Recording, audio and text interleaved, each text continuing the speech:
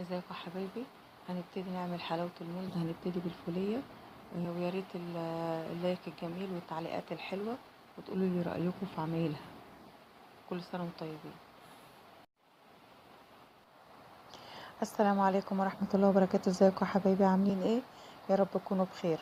هقول لكم دلوقتي على المقادير بتاعة الفولية.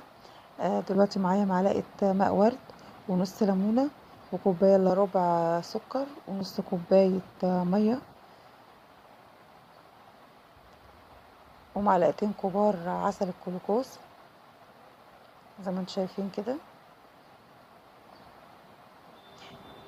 ده انا جايبه من عند العطار يا حبايبي، البطرمان ب10 جنيه وبيعمل فيه كتير يعني. ومعايا كوبايتين الا ربع فول سوداني. وطبعا الطبق التاني اللي فيه الفرشه ديت حاطه فيه حبه زيت على اساس ان انا ادهن بيه الصينيه.